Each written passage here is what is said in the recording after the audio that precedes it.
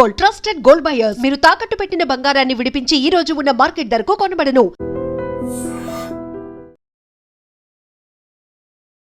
నమస్తే, welcome to I dream. నేను వలి. మంగ్లీ కేసులో ట్విస్టుల మీద ట్విస్టులు బయటకు వస్తూ ఉన్నాయి. నిన్న ప్రెస్ క్లబ్లో కూడా తండాల నుంచి బాధితులందరూ వచ్చి నేను 70 లక్షలు పెట్టాను, 80 లక్షలు పెట్టాను. ఒక ఆవిడైతే 1,90,00,000 ఇచ్చిందంట ఈ మైక్రో ఫైనాన్స్లో. అత్యధిక వడ్డీలో ఆశ చూపిస్తే లక్షల కోట్ల రూపాయలు ఇచ్చేశారు. దీని మీద ఇప్పుడు ఇన్వెస్టిగేషన్ కూడా సీరియస్గా జరుగుతుందని చెప్పి ఒక అప్డేట్ వస్తుంది. అంటే ఇందులో రమావత్ మధుని కస్టడీకి తీసుకొని విచారిస్తే ఇంకా మిగతా వాళ్ళ ప్రమేయం ఏ విధంగా ఉంది, మంగ్లీ పాత్ర ఏంటన్నది కూడా కొద్ది రోజుల్లో తెలుస్తుందని చెప్పి పోలీసుల నుంచి సమాచారం వస్తుంది.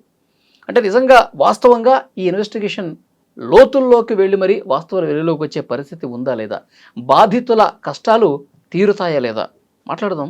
వీడియోలో శేఖర్ భాష గారు స్టూడియోలో ఉన్నారు. నమస్తే సార్. శేఖర్ భాష గారు, ఏంటి మీకు నమ్మకం ఉందా? అసలు ఫస్ట్ ఆఫ్ ఆల్ నేను ఒక్కొక్క బాధితులు వచ్చి మాట్లాడుతుంటే తాండాల్లో ఉన్న జనాలు కోట్ల రూపాయలు, 50 లక్షలు, 70 లక్షలు పెడుతున్నారంటే, అంటే జనరల్గా మనకి తాండాలు పాపం ఉంటారు అనుకుంటాం కదా, వాళ్ళు ఇంత డబ్బులు ఎక్కడి నుంచి పెడుతున్నారు నాకు ఒక సెకండ్ అర్థం కాల. కోట్లు.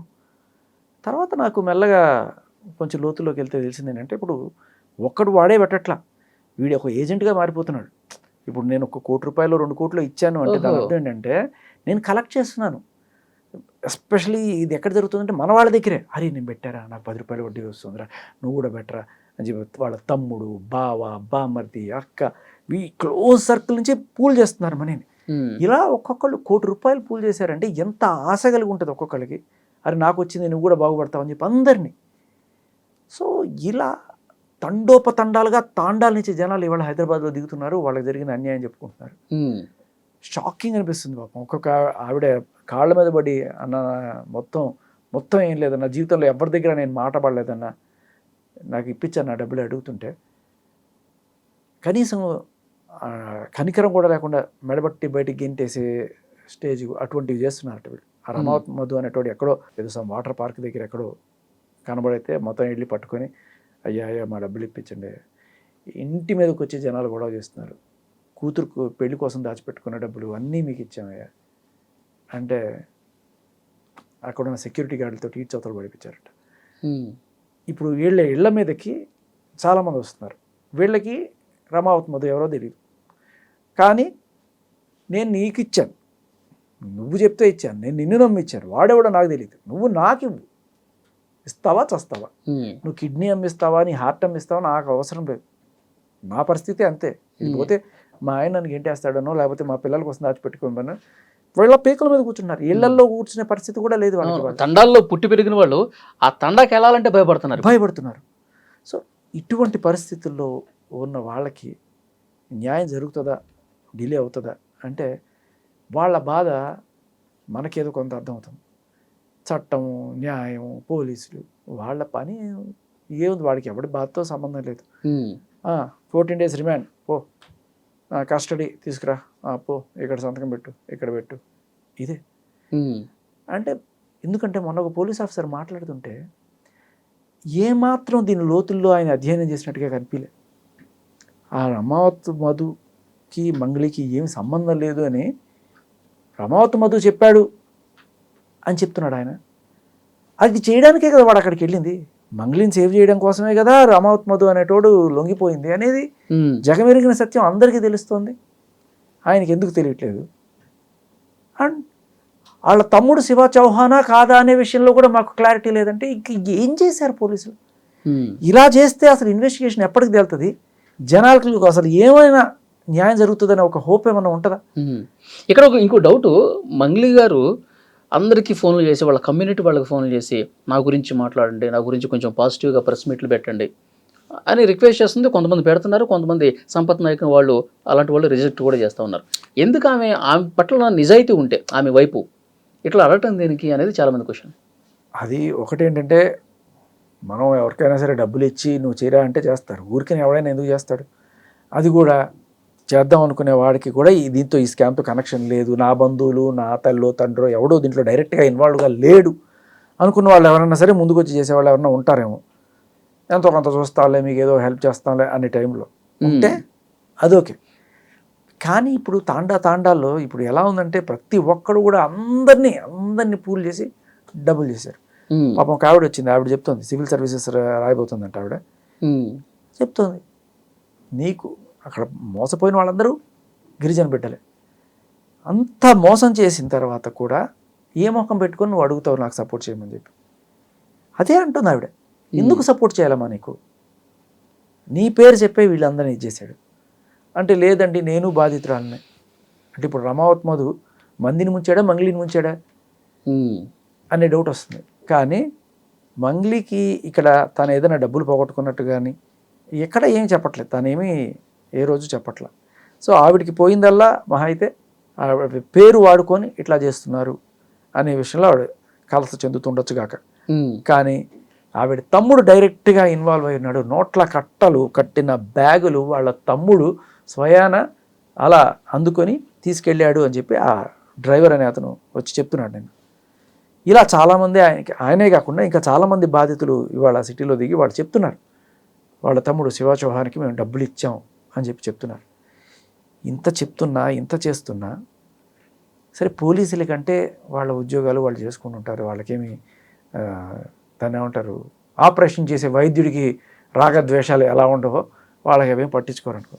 కానీ పొలిటీషియన్లు ఏం చేస్తున్నారు, మన రాష్ట్ర ప్రభుత్వం ఏం చేస్తుంది, దీన్ని సీరియస్గా తీసుకోవాల్సింది ప్రజల ఇష్యూ, ప్రభుత్వం కదా టేకప్ చేయాల్సింది. రేవంత్ రెడ్డి గారు ఇప్పటిదాకా దీని మీద ఒక్క మాట స్పందించలేకపోతున్నారు.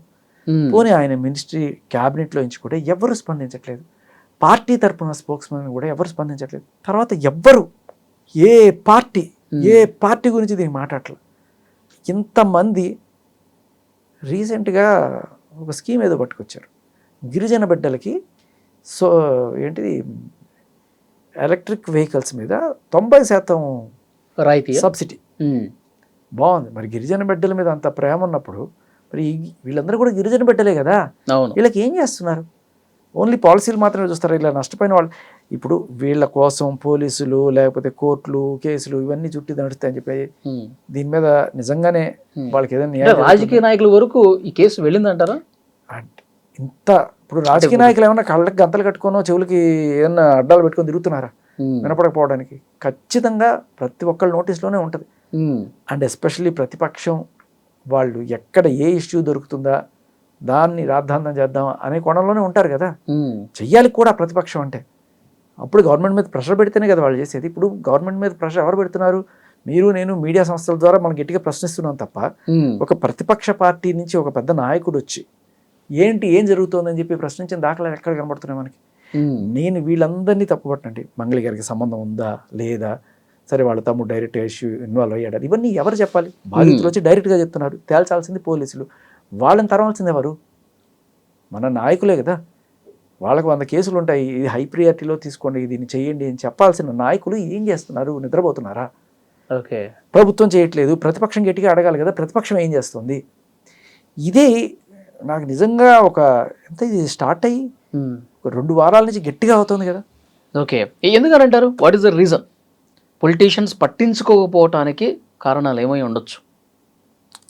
అర్థం కావట్లా. అంటే ఇది కొంచెం ఒక సెటరికల్గానే అనుకోండి, బాగా పెద్ద స్కామ్ జరిగినప్పుడు తలా కొంత షేర్ చేసేసి మాట్లాడద్దు అంటారు చూడండి, అలాంటిది ఏమన్నా జరుగుతుందా అనే డౌట్ కూడా వస్తుంది జనాలకి. ఎందుకంటే అండంలో కూడా తప్పులేదు. మనం ఓట్లేసి గెలిపించిన నాయకులు ఉదాసీనత ప్రదర్శిస్తే ఇలాగే అనుకుంటారని మీకు తెలియాలి. ఇలా అంటారు అయ్యా అనే భయంతో అయినా మీరు పనిచేయాలి. ఏం చేస్తున్నారు? ఒక్కళ్ళు పట్టించుకుంటారా? అంటే కేసు బయటకు వచ్చినప్పుడు కూడా ఆమె కేంద్ర మంత్రి పేరు తీసుకొచ్చారని, లేకపోతే ఒక ఎమ్మెల్యే కొడుకు కూడా ఇందులో ఇన్వాల్వ్ అయ్యి సైడ్ ట్రాక్ చేసే ప్రయత్నం చేశారని ఇలాంటివి కూడా వాదనలు వచ్చినాయి కదా. అవునవును. అంటే పొలిటికల్ ఇన్ఫ్లుయెన్స్ కూడా బలంగా పనిచేయటం వల్లే నత్తనడకన సాగుతుందా దర్యాప్తు? నేను అనుకోవడం పొలిటికల్ ఇన్ఫ్లుయెన్స్ దర్యాప్తు మీద కాదు, కానీ ఈ సుబ్బు అనే లాయరు ఏం చేస్తాడులే, ఓ చెట్టు కింద ప్లేడరు మనల్ని ఏం చేస్తాడులే, కొంచెం గట్టిగా చెప్పిస్తే అయిపోద్ది కదా అనే కోణంలో ఈవిడకున్న పాత పరిచయాలతోటి ఏదో మాట్లాడి ఉండొచ్చుగాక. కానీ వాళ్ళు ఏమనుకుని ఉంటారు, అయ్యో పాపం ఆడు కూతురు అనుకుంటారు తప్ప ఈ దీంట్లో ఇంత లోతుంది, ఇన్ని వేల కోట్ల స్కామ్ జరుగుంటుంది అని చెప్పి వాళ్ళు కూడా ఊహించుంటారు కదా. ఉమ్. ఇవన్నీ కూడా జరిగి 2 వారాల క్రితం. ఇప్పుడు కదా అందరు జనాలు బాధితులు అందరూ బయటకు వస్తున్నారు. అవును. సో వీళ్ళందరి మాటలు అప్పట్లో వాళ్ళకి తెలియదు. నిజంగానే తెలుసుంటే ఏ పొలిటీషియన్ కూడా ధైర్యం చేయడు, ఉమ్. ఎంత ఇదైనా కూడా. ఇందులో మనం బ్యాడ్ అయిపోతాం, బ్యాడ్ ఎందుకు అవుతాం అనుకుంటారు. విచారణ కరెక్ట్ గా జరగనివ్వండి అని చెప్తాడు. అంతే. సజ్జనార్ గారైనా సరే ఏదో ఒక ఆడపిల్ల అన్యాయం అయిపోతుందేమో అని చెప్పి ఆయన ఆ కోణంలో ఆవిడికి పోజ్ ఇచ్చుంటాడు. కానీ ఇంత విషయం ఉంది అని తెలిస్తే నాకు తెలిసి ఆయన కూడా ఇప్పుడు ఇచ్చాడు. మీకు ఒక చిన్న లాజిక్ చెప్తా. చాలా రోజుల క్రితం ఒకడెవడో యూట్యూబరు ఆవిడ గురించి ఏదో పెచ్చవాగుడు వాగాడని చెప్పి సజ్జనార్ గారి దగ్గరికి వెళ్ళి కంప్లైంట్ ఇచ్చి ఆడిని అక్కడ దాకా ఇచ్చి ఆ తర్వాత ఆ వీడియో డిలీట్ చేయించిన మంగ్లీ గారు. మరి ఆ తప్పుడు వీడియో కాబట్టి డిలీట్ చేశారు. ఇవాళ ప్రపంచం అంతా కోడే కూస్తుంది, దీంట్లో నీ సంబంధం ఏంటి, నీ పాత్ర ఏంటి అని చెప్పి గట్టిగా ప్రశ్నిస్తున్న టైప్లో మరి నాకు ఏంటి, నా రెప్యుటేషన్కి భంగం అవుతుంది, నన్ను బద్నాం చేస్తున్నారు అని చెప్పి ప్రెస్ మీట్ పెట్టిన మంగ్లీకి అదే సజ్జనార్ గారి దగ్గరికి వెళ్ళి ఆ వీడియో ఎలాగైతే డిలీట్ చేయొచ్చిందో ఈ వీడియోలు ఎందుకు డిలీట్ చేయించుకోలేకపోతుంది అంటే దాంట్లో మీ పక్షాన న్యాయం ఉంది కాబట్టి అది డిలీట్ అయ్యింది. దీంట్లో మీ పక్షాన న్యాయం లేదని పోలీసులు అనుకుంటున్నారా, లేకపోతే మీకే అడిగే ధైర్యం లేకపోతుందా? మీరు బద్నాం అవుతున్నారు అనుకున్నప్పుడు మీరు ఎందుకు ఆ రోజు చేసిన ప్రక్రియ ఈరోజు ఎందుకు చేయలేకపోతున్నారు? ఓకే, ఇప్పుడు నిన్న ప్రెస్ క్లబ్లో కొంతమంది బాధితులు వస్తే నేను కూడా వెళ్ళాను. భాష గారు వెళ్ళాను, అక్కడ బాధితులతో మాట్లాడాను. రమావత్ మధువు దగ్గర క్యాషియర్గా పనిచేసిన వ్యక్తి రమేష్, అతనితో కూడా మాట్లాడాను. 2-3 సందర్భాల్లో క్యాష్ కలెక్ట్ చేసి ఇక పెద్ద పెద్ద బ్యాగ్స్లో తీసుకెళ్ళి నేను ఇచ్చాను. మంగ్లీ తమ్ముడు ఎవరైతే శివ ఉన్నాడో శివాకి ఇచ్చాను.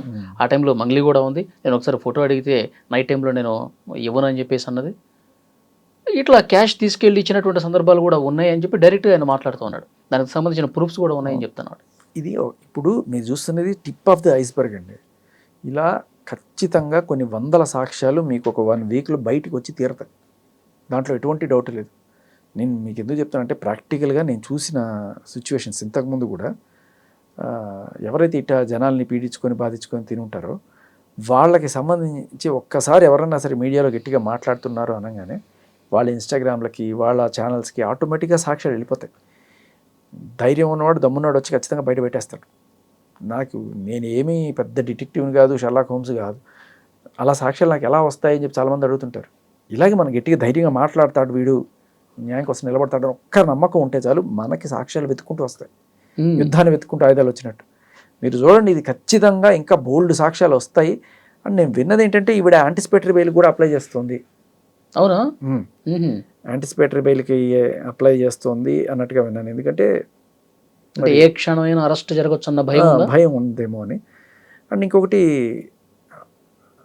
ఆ మధు అనే అతన్ని పోలీస్ కస్టడీకి తీసుకొని ఇన్వెస్టిగేట్ చేసే ముందు ఇన్వెస్టిగేషన్ సరిగ్గా జరుగుతుందా లేదా, న్యాయబద్ధంగా జరుగుతుందా లేదా అనే ఒక డౌట్ జనాల్లో ఉంది. దానికి కారణం ఏంటంటే మంగ్లీని తప్పించడానికే మధు అక్కడికి వెళ్ళి పోలీసులకి లొంగిపోయాడు. మరి వెళ్ళిపోయే ముందు మధుకి వీళ్ళు ఏదన్నా భరోసా ఇచ్చుండొచ్చు, నువ్వు వెళ్ళి లొంగిపోరా, నీకు ఏం జరగకుండా మేము చూసుకుంటాము, మొత్తం అభయహస్తం ఉంది, నీకేం జరగకుండా చూస్తాము అని చెప్పి మొత్తం నీ మీద వేసుకో, నీకేం కాకుండా మేము చూసుకుంటాం అనే భరోసా వీళ్ళ సైడ్ నుంచి వచ్చి ఉండొచ్చు. అందుకనే ఆయన అంత ఈజీగా వెళ్ళాడు అనే మాట కూడా గట్టి కనబడుతుంది. అందుకనే ఆయన గట్టిగా ఎంక్వైరీ చేసినట్టుగా ఆయన డీటెయిల్స్ మాట్లాడకుండా ఆయన చెప్పాడండి మంగ్లీ గారికి దీనికి ఏం సంబంధం లేదని పోలీసులు చెప్తున్నారు కొంతమంది. ముత్తిరెడ్డి గారు, డీసీపీ గారు, అలాగే వాళ్ళ తమ్ముడు ఎవరో మాకు తెలియదండి. ఇటువంటి మాటలన్నీ ఎందుకు వస్తున్నాయి అంటే తప్పించే ప్రయత్నం చేస్తున్నారనే సందేహం జనాల్లో ఉంది. అయితే రేపు ఆయన్ని కస్టడీకి తీసుకున్న తర్వాత పోలీసుల విచారణ నిష్పాక్షికంగా ఎటువంటి ప్రలోభాలకు లోగకుండా జరిగింది అనే విషయం జనాలకి తెలిస్తే డిపార్ట్మెంట్ మీద కాస్త గౌరవం వస్తుంది. ఇప్పటిదాకా జరిగిన విషయాలన్నీ కూడాను పోలీస్ డిపార్ట్మెంట్కి కొంత మచ్చ తెచ్చే విధంగా ఉన్నాయి. ఒకటి, వాళ్ళ కోసం నిలబడిన లాయర్ని, ఆయనతో వచ్చిన వాళ్ళందరికీ కూడా డ్రంక్ అండ్ డ్రైవ్ టెస్ట్ చేస్తామని చెప్పి బెదిరించడాలు, వాళ్ళ మీద కేసులు పెడతామని చెప్పి, అందులో హిమకాంత్ రెడ్డి అనే ఒక ఆయన ఎవరైతే ఇలాగే ఏజెంట్, ఇప్పుడు రమావత్ మధు హిమకాంత్ రెడ్డిని మోసం చేశాడు, డబ్బులన్నీ తీసుకుపోయి. మరి హిమకాంత్ రెడ్డి కూడా కొంతమంది దగ్గర డబ్బులు తీసుకొని అది తీసుకెళ్ళి రమావతి మధ్యకి ఇచ్చాడు కదా. ఈ హిమకాంత్ రెడ్డికి ఎవరైతే డబ్బులు ఇచ్చారో వాళ్ళు అడుగుతారు కదా, వాళ్ళు వెంట పడతారు. రమావతి మధ్య ఎవడో తెలియదు. తెలిసిందంటే హేమకాంత్ రెడ్డి. రమావతి మధు అనేటోడు ఆహా తోపు ఓహో తోపు వాడు 5 రూపాయలు ఇస్తే మనకి 50 రూపాయలు ఇస్తాడు అది ఇది అని చెప్పుంటాడు. వీళ్ళందరూ కూడా ఇప్పుడు బాబ్బా అని చెప్పి ఈయన పడుతుంటారు. ఇప్పుడు ఈయన ఏం చేయాలి? ఖచ్చితంగా పోయి అడగాలి. ఇప్పుడు ఈయన టాక్టిక్స్ చూడండి. ఈయన బయటకు వచ్చి వీడు ఇంత మోసం చేశాడు, నేను ఇన్ని డబ్బులు వీడికి క్యాష్ రూపంలో కొంత, చెక్స్ రూపంలో కొంత, ప్రామిసరీ ఓట్లు ఇవన్నీ చూపించుకుంటూ వస్తే ఈయన ఎలా వదిలించుకోవాలని చెప్పి చాలుబని ఈ హిమకాంత్ రెడ్డే అసలు దొంగ అని చెప్పి అక్కడ ఆయన పోలీసులు చెప్పాడంట. ఆ పోలీసులు ఏమంటారు, ఇప్పుడు ఈయన్ని మనం అరెస్ట్ చేస్తే మనకి డీటెయిల్స్ తెలుస్తాయి అంటే ఇప్పుడు వాడు ఎవరి పేరు చెప్తే వాళ్ళందరినీ అరెస్ట్ చేసుకుంటూ కూర్చుంటారా? అలా అరెస్ట్ చేసి ఇస్తాం అని చెప్తే ఇంకా మిగతా వాళ్ళు ఎవరు ముందుకు వచ్చి సాక్ష్యాలు చెప్పరు అనే ఒక ప్లాన్ వేసారా? ఓకే, ఇటువంటి డౌట్లు జనాల్లో ఉన్నాయి. సో ఇవన్నీ కూడా డిపార్ట్మెంట్తో అయ్యే పనులు కావు. పెద్దగా ఒక సిట్ వేసి ఆ సిట్లోనే ఈ నిష్పాక్షికంగా జరిపించాలి. లేకపోతే ఇలా 1000 కోట్లు కొట్టేసి విజయమాలి ఎలాగా ఏ లండనో నిన్ననో పారిపోయి హ్యాపీగా. ఈ కేసులో రమావత్ మధు ఒక్కడే ఎందుకు అరెస్ట్ అయ్యాడు? ఇంకా మిగతా వాళ్ళు ఆయన ఆ రోజు ముత్యంరెడ్డి గారు చెప్తా ఉన్నారు, అందరూ అప్స్కాండ్లో ఉన్నారు. మంగ్లీ సోదరుడు, తర్వాత పాల్దీయ భరత్ చౌహాన్, పాల్దీయ శైలజ చౌహాన్ ఎవరైతే యాక్టివ్గా ఉన్నారో వాళ్ళందరూ కనపడకుండా పోయారంటే ఏదన్నా దొంగతనం చేసి పోయేవాడో లేకపోతే ఎక్కడన్నా మానభంగాలు చేసి పోయినోడిని రోజుల వ్యవధిలో పట్టేసుకుంటున్నారు కదా, 24 గంటలు కాకముందే పట్టేసుకుంటున్నారు. ఈ వేళ ఎందుకు పట్టుకోలేకపోతున్నారు? ఇక్కడ పోలీసులు ఇప్పటిదాకా ఎవరిని పట్టుకోలేదండి. ప్రయత్నమే చేయలేదా? ఎవరిని పట్టుకున్నారు? మధు అనేటువంటి పోలీసులు పట్టుకున్నారా? ఆయనే పోయి ఇడ్లేడు. ఇప్పుడు నన్ను పట్టుకోరా అని చెప్పి వీళ్ళందరూ వెళ్ళి అక్కడ నుంచి ఉంటే అప్పుడు నేను పట్టుకొని నేను కేసు సాల్వ్ చేశాను అంటారా? అది కాదు కదా. మీ అంతటి మీరుగా ప్రొయాక్టివ్గా వెళ్ళి ఏం చేశారనేది చెప్పాలి కదా. ఇది బై డిఫాల్ట్ ప్రాక్టీస్ అండి.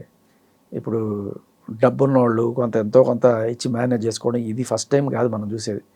ఇదే పెద్ద ఈ కమిషనరేట్లో బాగా బడా సెలబ్రిటీ లేడీస్ కొంతమంది బాగా డబ్బున్న వాళ్ళు ఒక సెలబ్రిటీ వాళ్ళని తలుచుకుంటే పోలీసులను ఉపయోగించుకొని జనాల నోళ్ళు ఎలా ముగించవచ్చు అనే ఒక రెగ్యులర్ పద్ధతి ఉంది. ఆ పద్ధతిని వాడుకొని చక్కగా వీళ్ళు తప్పులు చేసిన వాళ్ళు అలాగే పోలీసులతో ఇదయ్యి చక్కగా అందరి మీద కేసులు పెట్టి నోట్లు మూయిస్తారు. మన చిన్నప్పుడు చదువుకున్నది వాక్ స్వాతంత్రము, పత్రికా స్వాతంత్రం ఇవన్నీ కూడా తుచ్ అంతే. ఒక్క డీసీపీ గారు తలుచుకుంటే అందరి నోళ్ళు మూసుకోవాల్సిందే అంతే. వీళ్ళకి కూడా అంతే. రేపు ఎల్లుండి ఈ కేసులన్నీ తీసుకొచ్చి మీడియా వాళ్ళందరి మీద కేసులు పెట్టేసి మంగ్లీ గారు మహానుభావురాలు, ఆవిడ గురించి ఎవరు ఏం మాట్లాడకూడదు, అసలు డౌట్ కూడా లేదు. ఈ కేసు డే 1 నుంచి మీరు మాట్లాడుతున్నారు, మీకు కూడా ఏమైనా నోటీసులు వస్తాయంటారా? ఇప్పుడు వాటికి భయపడేటైతే ఇంకెందుకు ఇవన్నీ కూడా. మనం గమనించాల్సింది ఏంటంటే మంగ్లీ గారు లేకపోతే ఇంకొకళ్ళు మధు రామావత్ వీళ్ళు కాదు. పోలీసులు చిత్తశుద్ధి ఎక్కడుంది, నాయకుల చిత్తశుద్ధి ఎక్కడుంది? 100 మంది రోడ్డు మీద పడ్డారు, వాళ్ళకి న్యాయం చేయడానికి ఒక్క నాయకుడు లేడా మన రాష్ట్రంలో? మంగ్లీ గారు సుబ్బు మీద కేసు పెట్టినప్పుడు అట్లా పోలీస్ స్టేషన్ దగ్గర మాట్లాడారు. బాధితుల పక్షాన నేను ఉంటానండి అన్నారు. బాధితుల తరఫున వాళ్ళు చాలా పేదవాళ్ళు, వాళ్ళందరూ డబ్బులు పోగొట్టుకున్నారు, వాళ్ళ కోసం నేను కూడా ఫైట్ చేస్తా అన్నారు. మరి కనీసం ఒక్క బాధితుడిని కలవలేదు, వాళ్ళతో కూర్చొని మాట్లాడలేదు. ఎక్కడికి వెళ్ళిపోయిందో తెలియట్లా. డబ్బులు తీసుకునేటప్పుడు లక్షల రూపాయలు నోట్ల కట్టలు బ్యాగుల్లో పెట్టి డబ్బులు తీసుకునేటప్పుడు వాళ్ళు ఆ ఇంటికి వచ్చి మందు పార్టీలు చేసుకోవడానికి కూడా అర్హత ఉంటుంది. ఆవిడ సొంత ఇంట్లోనే మందు పార్టీ చేసుకునేంత అర్హత ఉంటుంది. ఎప్పుడైతే డబ్బులు పోయాయి, మా డబ్బులు మాకు ఇవ్వండి అని అడిగితే వాళ్ళు చెప్పులు లేకుండా రోడ్లో తిరుగుతూ ఒకటే జత బట్టలు వేసుకొని 3 రోజులు స్నానాలు కూడా లేకుండా ఎక్కడో 5 రూపాయల క్యాంటీన్లు భోజనాలు చేసుకుంటూ మాకు న్యాయం చేయకపోతారా అని చెప్పి ప్రతి మీడియా ఛానల్ చుట్టూ తిరుగుతూ ఎవడో ఒకడు న్యాయం చేయకపోతాడా అని చెప్పి ప్రతి చోట తిరుగుతున్నారు వాళ్ళు. వీళ్ళకి నువ్వు నిజంగానే వాళ్ళ పక్షాన ఉంటే, అయ్యా నేను మీ తాండా అమ్మాయినే, ఆ మధు అనేటోడు మిమ్మల్ని ఎలాగ మోసం చేశాడు, నా పేరు కూడా వాడుకొని అలాగే మోసం చేశాడు, ఖచ్చితంగా వాడి సంగతి చూద్దాం, మీరందరూ అక్కడెక్కడ పోండి, మీరందరూ నా ఊరి వాళ్ళు, నేను బంజారా బిడ్డ అని చెప్పుకోవడం కాదు, ఆ బంజారా బిడ్డలు కూడా నీలాంటి బంజారా బిడ్డలే అని తెలిసినప్పుడు నువ్వేం చేస్తావు? వాళ్ళందరినీ తీసుకెళ్ళి ఆ రోజు మంది పార్టీ ఇవ్వడం కాదు, ఇవాళ వాళ్ళు స్కూటీకి తిండికి గతి లేక రోడ్డును పడ్డ వాళ్ళని తీసుకెళ్ళి ఇంట్లో పెట్టు, 4 రోజులు భోజనం పెట్టు కనీసం. అది కూడా చేయలేదే నువ్వు. ఏమిటి అండగా నిలబడింది నువ్వు? ఎక్కడికి వెళ్ళిపోయింది అంటారు? కొంతమంది ఏమో ఢిల్లీ అంటున్నారు, కొంతమంది ఏమో దుబాయ్ వెళ్ళిపోయింది అంటున్నారు. నేను విన్నది ఒక 3 రోజుల క్రితం ఆవిడ ఇక్కడే ఉన్నారు, హైదరాబాద్లో. ఎవరో ఒక ప్రముఖ వ్యక్తిని కలిశారు, దీని నుంచి బయటపడేయాలన్నట్టుగా ఆవిడ కోరారు ఓకే, తెలిసింది 3 రోజుల క్రితం. సో మరి అప్పటికే నాకు సుబ్బు గారేమో లేదు ఆవిడ అప్పుడే అప్స్కాండ్ అని చెప్పారు. బట్ మరి సో చూద్దాం నెక్స్ట్ ఇన్వెస్టిగేషన్ ఎట్లా జరుగుతుంది. నిజంగా మీరు అన్నట్టు ముందస్తు బెయిల్ అప్లై చేసిందా లేదా దీని మీద కూడా ఆవిడ సంగతులు అన్నీ వదిలేయండి. నేను అడిగేది ఒకటే, బాధితులు పోలీసులు ఏం చేస్తున్నారు? మీరు చేస్తున్న ప్రగతి చూపించాల్సిన అవసరం ఉంది. జనాలందరూ కూడా మీరు లాలూచి పడిపోయారు అనే భావనలోకి వెళ్ళకముందే మీరు కొంచెం తేరుకొని, ఎందుకంటే సజ్జనార్ గారి ఫోటో, ఈయనకి బ్రీత్ అనలైజరు, లేకపోతే ముత్తిరెడ్డి గారి అసలు మంగళి తమ్ముడెవరో మాకు తెలియదు, ఇటువంటి ప్రకటనలు అన్నీ చూసిన తర్వాత జనాలకి నమ్మకం పోతుంది వ్యవస్థ మీద. సో మీరు దయచేసి మీరు చేస్తున్న ప్రగతి ఏంటి, మీరు ఎలాంటి చర్యలు తీసుకుంటున్నారు వీళ్ళని సేఫ్ గార్డ్ చేయడానికి, లేకపోతే మరో ఒక విజయమాలలాగా ఈయన కూడా లండన్ ఎక్కడికైనా పంపించేస్తారా, ఏం చేస్తారు? దీనికి పోలీసులను తరమాల్సిన బాధ్యత నాయకులది. ఈ నాయకులు ఏం చేస్తున్నారు? అధికార పక్షం చేయకపోతే అధికార పక్షాన్ని తరుముకోవాల్సిన బాధ్యత ప్రతిపక్షాన్ని. ప్రతిపక్షం ఏం చేస్తారు? కనీసం ఏ ఒక్క నాయకుడైనా స్పందించాలని కోరుకుందాం. ఎందుకంటే మనం కూడా కోరుకునేది బాధితులకు న్యాయం జరగాలి. సో అటువైపు నుంచి ప్రజలు ఏమన్నా వస్తే బాధితులకి ఎంతో కొంత త్వరగా న్యాయం జరగాలి కదా, కాబట్టి ఆ రకమైన ప్రయత్నం జరుగుతుందని చెప్పి కోరుకుందాం. మళ్ళీ మనం మాట్లాడదాం. Thank you sir.